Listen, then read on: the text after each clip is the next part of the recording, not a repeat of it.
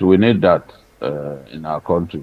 Mm. We need to be able to profile people properly. A lot of non-Nigerians are coming into Nigeria to Yeah. kill our people. A lot of the so-called Fulanis that are killing our people, Mm. they are not even Nigerian Fulanis. They are from Mauritania, they are from Niger, they are from uh, even Mali. So it has to change. We have to do our best to protect our people better. That's right. Yeah, so Biko, because of our time, we need to change tack. So we talk about the issue of the article, bent on, exposing, so-called exposure. I mean, exposing the president, Bola Tinubu, in terms of his certificate. The former Vice President Atiku Abubakar held a press conference stating that he won't back down on his quest to fault Tinubu's academic record.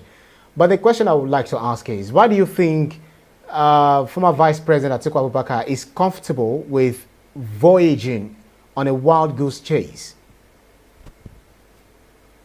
Well, he has his reasons. And politicians are by nature very optimistic. I think that somehow his lawyers have convinced him that the Supreme Court can still entertain fresh evidence, and that if they will entertain fresh evidence, then he could get President Tinubu disqualified. The truth is, there's really not much that we can do by way of convincing Atiku that, look, a matter that you did not bring up during the trial at the lower tribunal, you cannot bring it up in the final court. And issues like criminal matter proving forgery and all that will require that the Nigerian court will bring um, the witness. The witness in this case will be the registrar of the Chicago State University to prove that the um, that the certificate that Asiwaju Bola Ahmed Tinubu presented to INEC is fake. The school has already come out to say, look, this person is our student. He graduated from our school with high honors. Is not a woman. The person that we gave what's it called, that we actually gave admission to is a man. All of the um, banter and the noise being made about the fact that F was written against his name, that he probably was using the identity of a woman, is all rubbish. They have come out to say, look, this person is a man. The man we gave up admission to is the man who is the president of Nigeria. Graduate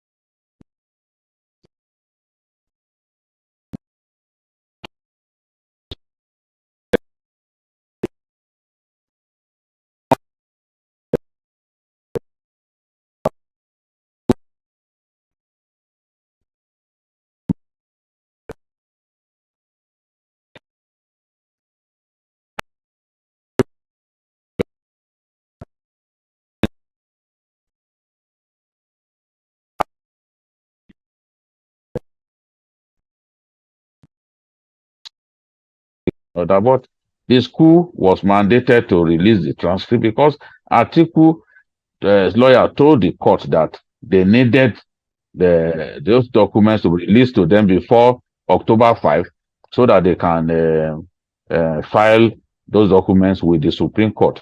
But the law does not permit the Supreme Court to receive fresh evidence, especially in electoral matters. Electoral matters are by nature ceteris generis. They are peculiar in nature. They still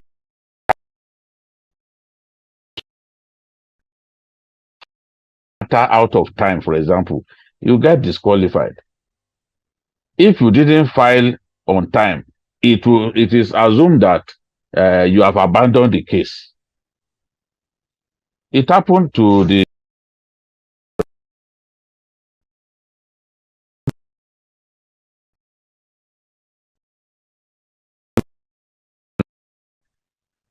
it was based on technicalities that the APC candidate was able to win by split decision. It was based on technicalities. So for me, I the fresh air because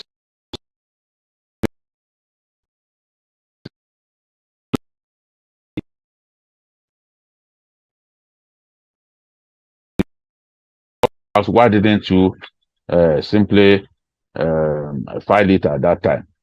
Throughout Atiku's case at the Presidential Election Petitions Court, the school CSU was not mentioned.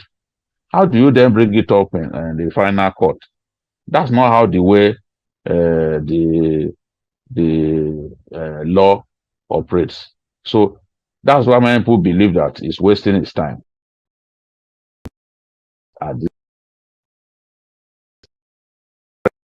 He has to prove that that document is fake. In the 5-hour deposition that that the registrar of CSU made, there was nowhere he referred to the document, the certificate, as fake or forged.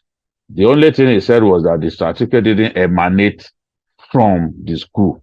But it is also the tradition in the US for third-party elements, for vendors to print certificates for people.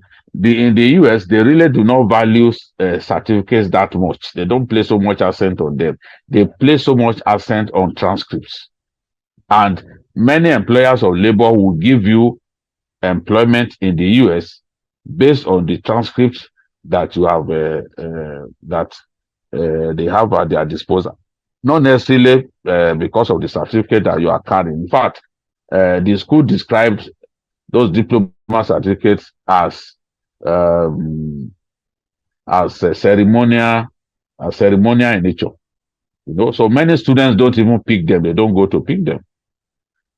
They don't go to pick them at all because they are happy to use the transcript to work and know that Tinubu's employment in the US was based on his transcript that his employer saw, and they proved that he's a smart student. So this is, I think Atiku wants to damage the president as much as he can. He knows that this is his last chance.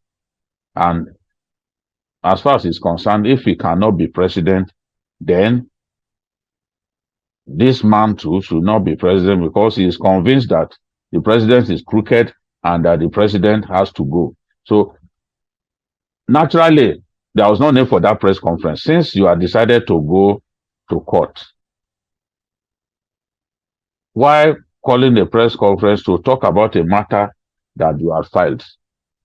I think that he also wanted to sway the opinion of Nigerians because many people felt that deposition made by the Chicago State University official favored the president because if he said clearly that yes, this person attended our school.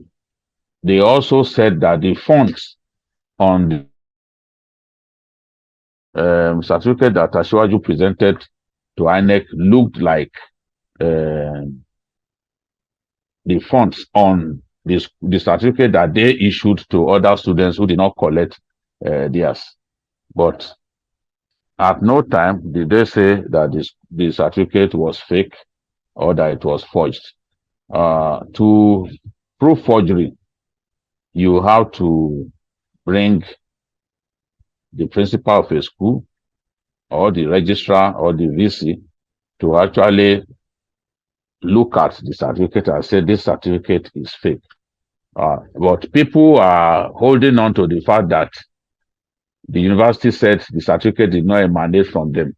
Of course, the certificate did not emanate from them because the one that emanated from them was the one they issued in 1979, which had already been picked up. So there's no way they will say a certificate that a vendor printed emanated from them. So that was what they meant. Well, that was what the official meant when he said it didn't emanate from us. You do not expect them to lie against themselves. If the certificate emanated from a vendor, why should anyone expect the school to then say, oh, it came from us? No. So, but that's what the president's traducers are holding on to, that the school has already rejected the certificate, the school has disowned the certificate. We saw worse things than this when they were trying to pin money laundering and drug trafficking on him because of a civil forfeiture. A civil forfeiture is not criminal forfeiture. He was not taken before a court. He was not convicted. So you cannot call that one a conviction. Somebody who was not charged, who was not taken before a court. But before the election, we saw, before the inauguration, so much noise was made about this, believing that they could use it to disqualify the president. So what we have seen in the recent past is attempts by people who competed against the president for the presidency to get him disqualified. They wanted to get him disqualified over so-called double nomination of his deputy. It didn't work. On the 28th of May this year. The Supreme Court ruled that Shettima was not guilty of double nomination. So the attempt to have him disqualified failed. No one knows what the Supreme Court will decide, but we must trust the judiciary that even on this matter, they will do what is right. As I've said, I am not a politician. I want the best for our country. And I trust the judiciary that even on this matter, they will do what is best for their country, for our country. Maybe what is best is to grant Atiku's prayers. It's up to the judges to decide. If the judges decide that no, it is too late to bring fresh evidence, and the Supreme Court by nature does not even have a witness box because they don't take evidence at that stage. They only review what transpired at the lower tribunal. But if the Supreme Court decides to use its discretion to say they want to look, they want to have a look at that fresh evidence, fine. Right. I believe that the judges of the Supreme Court will do what is right, what is best for their country. Yeah. I believe that they will decide the matter in a manner that shows that is consistent with the law of our land.